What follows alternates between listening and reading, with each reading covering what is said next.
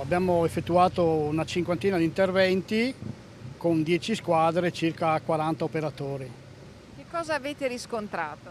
Abbiamo riscontrato molti allagamenti di interrati, di garage e di appartamenti purtroppo. Sono veneziano e mai avrei creduto di subire un'alluvione a Cortina.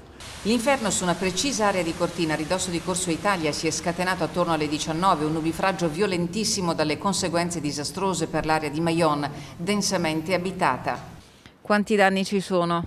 Parecchi, siamo stati un po' tra quelli sfortunati, però non ci sono stati danni fisici alle persone, per cui non possiamo neanche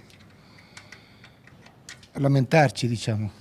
Non ho mai visto tanta acqua, però siamo fortunati.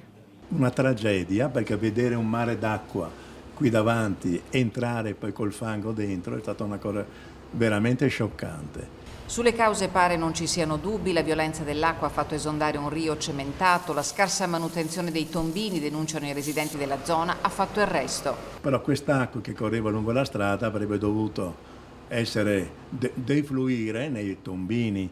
I pompieri hanno trovato che tutti i tombini qui della strada erano intasati di sassi e di fango, quindi c'è una mancata manutenzione, mi spiace, ma da parte del comune. Il problema è un po' generale, cioè Genova, i precedenti di Genova dicono come l'Italia, incementata, basta un niente, piogge e i ruscelli esondano. I danni subiti dalla palazzina di Via del Castello sono ingenti, in tilt l'ascensore, l'impianto elettrico e la caldaia. Ci vorrà all'incirca un mese per riportare la situazione alla normalità, ma ormai per i turisti di quella residenza le vacanze si sono concluse anzitempo.